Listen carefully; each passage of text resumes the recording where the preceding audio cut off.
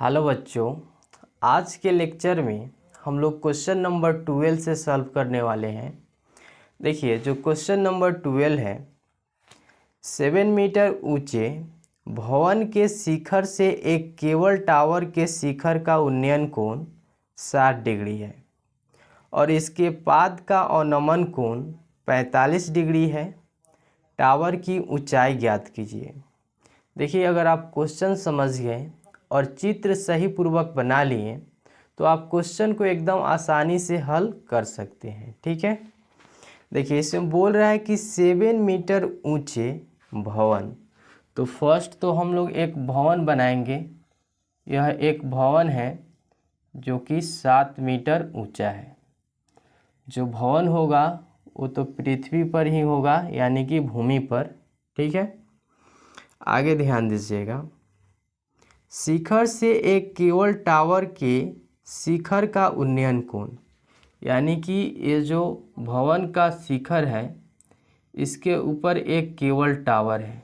ठीक है, तो बोल रहा है कि केबल टावर का उन्नयन कोण जो है यह 60 डिग्री है। तो इसका जो उन्नयन कोण बनेगा, ठीक है, जैसे इस लाइन को हम खींच लेते हैं, इसका जो उन्नयन कोण बनेगा वो बनेगा यहाँ पर। तो इस लाइन को हम लोग को मिलाना होगा। यह हो गया टावर का उन्नयन कोण 60 डिग्री। ठीक है, अब देखिए उसके बाद बोल रहा है और पाद का अवनमन कोण 45 डिग्री है, यानी कि ये जो भवन का पाद बिंदु है इसका अवनमन कोण, तो अवनमन कोण कहाँ बनता है? ऊपर बनता है। ठीक है ना, तो इसका जो अवनमन कोण है यह कितना है? तो यह है 45 डिग्री। ठीक है, आगे ध्यान दीजिए। तो बोला है कि टावर की ऊंचाई ज्ञात कीजिए।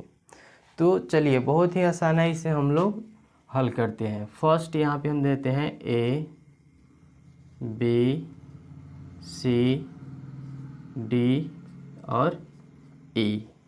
ठीक है, क्वेश्चन नंबर 12 है, ध्यान दीजिएगा। हल। फर्स्ट हम लोग चलते हैं समकोण त्रिभुज ए बी सी में। ठीक है, तो लिखेंगे समकोण त्रिभुज ए बी सी में। ठीक है, यहाँ पर हम लोग को लंब और आधार लेना है। ठीक है, तो इसलिए हम लोग tan को लेंगे, क्योंकि tan इक्वल टू होता है लंब बाई आधार। और इसमें थीटा दिया हुआ है 60 डिग्री, तो थीटा की जगह हम लोग 60 डिग्री लिखेंगे। ठीक है, और ये जो लंब है इसे हम लोग x मान लेते हैं। ठीक है, तो लंब बराबर x लिख लेते हैं और आधार जो है यह है BC। ठीक है, चलिए आगे ध्यान दीजिए। tan 60 का मान होता है √3 बराबर x बाई BC। यहाँ 1 ले लेते हैं और इसे हम लोग क्रॉस मल्टीप्लाई कर लेते हैं। ठीक है, जब क्रॉस मल्टीप्लाई करेंगे √3 में BC से तो यह हो जाएगा BC √3। ठीक है, बराबर x। चलिए आगे ध्यान दीजिए। ये जो BC है यह इंटू में है, यानी कि गुना में है। तो √3 को अगर हम इक्वल के राइट साइड में भेज दे रहे हैं तो यह हो जाएगा भाग में। ठीक है, तो ये होगा BC बराबर x बाई √3। इसे हम लोग फर्स्ट समीकरण मान लेते हैं। ठीक है, चलिए अब हम लोग आते हैं समकोण त्रिभुज BCD में। ठीक है,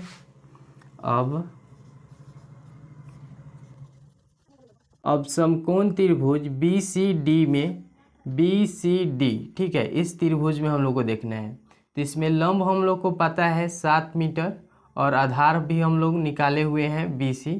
ठीक है, तो इसमें भी हम लोग tan ही लेंगे और इसमें थीटा का वैल्यू दिया हुआ है 45 डिग्री। ठीक है, बराबर। अब यहाँ पर देखिए tan बराबर क्या होता है? लंब बाई आधार। तो लंब कितना दिया हुआ है? 7 मीटर दिया हुआ है और आधार क्या है? तो यह है BC। ठीक है, tan 45 का मान होता है 1 और 7 मीटर बाई BC, यहाँ पे 1 ले लेते हैं और जब क्या करेंगे हम लोग क्रॉस मल्टीप्लाई करेंगे तो ये क्या हो जाएगा? BC बराबर 7 मीटर। ठीक है, यहाँ पर देखिए BC बराबर x/√3 मिला है और यहाँ पर BC बराबर क्या मिला है, 7 मीटर मिला है। तो यहाँ पे हम इस दोनों को जो है कंपेयर करेंगे, यानी कि BC बराबर BC, तो हम लोग को ये जो फर्स्ट वाला है x/√3 इक्वल टू 7 मीटर। ठीक है, यहाँ पे 1 ले लेते हैं, क्रॉस मल्टीप्लाई हम लोग अगर करते हैं तो क्या आएगा, x बराबर 7√3 मीटर आएगा। ठीक है ना, तो यह x का वैल्यू हम लोग को मिल गया 7√3 मीटर।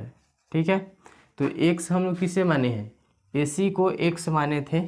ठीक है, तो ये AC बराबर हम लोग को प्राप्त हो गया। यहाँ पे हम लोग लिख सकते हैं, इसलिए AC बराबर 7√3 मीटर। ठीक है, और ये जो टावर की ऊंचाई होगी वो D से A तक होगी। ठीक है ना, तो हम लोग लिखेंगे अतः टावर की ऊंचाई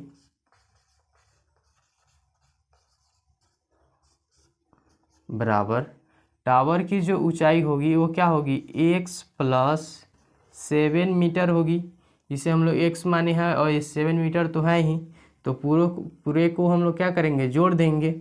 x का वैल्यू हम लोग को क्या मिला हुआ है, देखिए यहाँ पर x का वैल्यू हम लोग को मिला हुआ है 7√3 और प्लस यह हो गया 7। यहाँ पर हम क्या करते हैं, मीटर लगा लेते हैं। अब देखिए इस दोनों में 7 क्या है, 7 कॉमन है, तो 7 को हम बाहर निकाल लेते हैं। क्या हो जाएगा, √3 + 1 मीटर। ठीक है, यह हम लोग को हो गया टावर की ऊंचाई। तो टावर की ऊंचाई कितनी है, 7 × √3 + 1 मीटर। यह टावर की ऊंचाई है और आप लोग भी इसे इसी तरह से सॉल्व कर सकते हैं। क्वेश्चन नंबर 13, समुद्र तल से 75 मीटर ऊंची लाइट हाउस के शिखर से देखने पर दो समुद्री जहाज़ों के अवनमन कोण 30 डिग्री और 45 डिग्री है। यदि लाइट हाउस के एक ही ओर एक जहाज़ दूसरे जहाज़ के ठीक पीछे हो तो दो जहाज़ों के बीच की दूरी ज्ञात कीजिए। देखिए बहुत ही सिंपल क्वेश्चन है, ध्यान दीजिएगा। बोल रहा है कि समुद्र तल से 75 मीटर ऊंची, यानी कि समझिए कि ये जो है समुद्र तल है और समुद्र तल से बोला है 75 मीटर ऊंची। यह 75 मीटर ऊंची समुद्र तल से हो गया।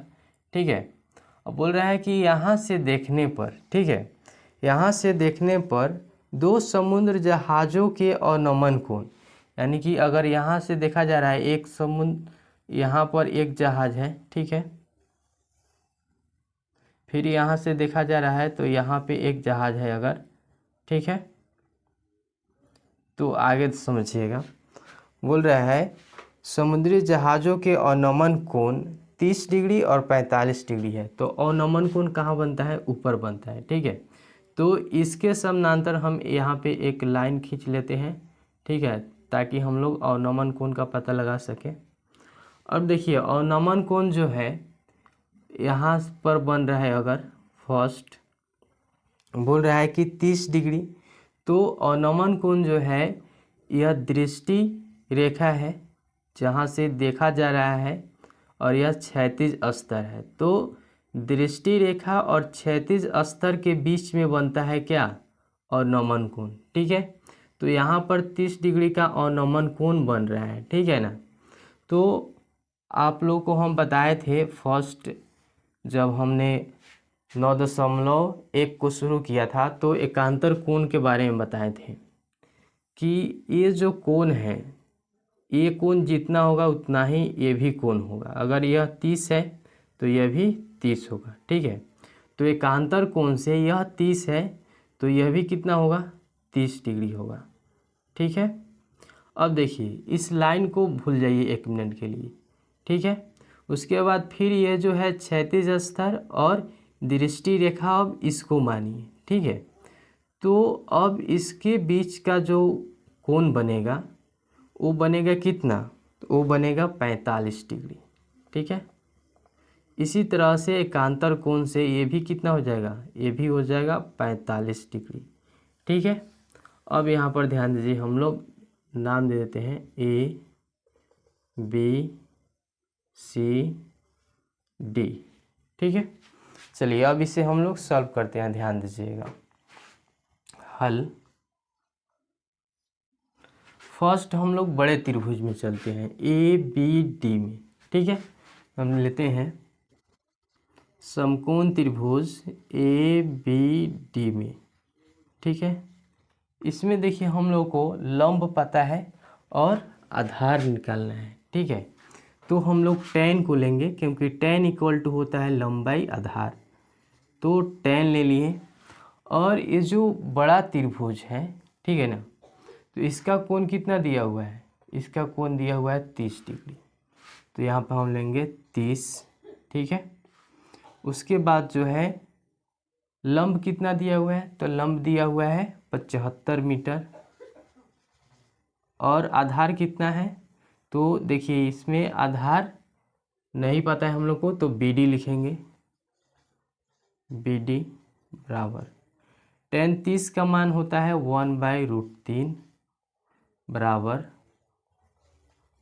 75 मीटर बाई BD। अब हम लोग क्रॉस मल्टीप्लाई करेंगे तो क्या हो जाएगा, BD बराबर 75√3 मीटर।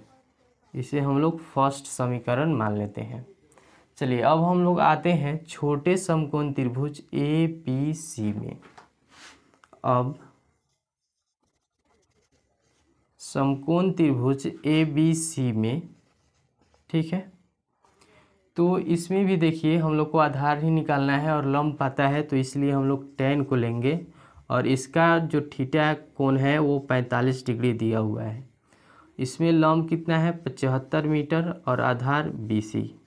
ठीक है, tan 45 का मान होता है 1 equal to 75 metre by BC, यहाँ पे 1 मान लेते हैं और क्रॉस मल्टीप्लाई करेंगे तो ये क्या आएगा, BC बराबर 75 मीटर। ठीक है, अब यहाँ पर देखिए हम लोग से क्वेश्चन में बोला है कि दोनों जहाज़ों के बीच की जो दूरी है वही हम लोग को क्या करना है, बताना है। ठीक है, तो यहाँ पर लिखते हैं, इसलिए दोनों जहाज़ों के बीच की दूरी, देखिए दोनों जहाज़ों के बीच की दूरी क्या होगा, तो पूरा जो दूरी है वो BD है, BD है पूरा दूरी। ठीक है, अगर हम BD में से BC घटा देते हैं तो CD जो मिलेगा यही ना दोनों जहाज़ों के बीच की दूरी होगा, तो हम घटाते हैं BC। अब देखिए BD हम लोग को कितना प्राप्त हुआ है, तो BD प्राप्त हुआ है 75√3 मीटर माइनस BC कितना मिला है, BC मिला है हम लोग को 75 मीटर। ठीक है, अब देखिए इस दोनों में कॉमन क्या है, तो इस दोनों में 75 जो है यह कॉमन है, 75 को हम बाहर निकालेंगे तो क्या मिलेगा, √3 माइनस 1 और मीटर को यहाँ पे लिख देते हैं। ठीक है, तो 75 इंटू √3 माइनस 1 मीटर जो है यह दोनों जहाज़ों के बीच की दूरी है। तो बहुत ही सिंपल क्वेश्चन था और उम्मीद कि आप लोग समझ गए होंगे। अगर आपको किसी भी तरह का डाउट होता है तो आप कमेंट बॉक्स में एकदम आसानी से पूछ सकते हैं।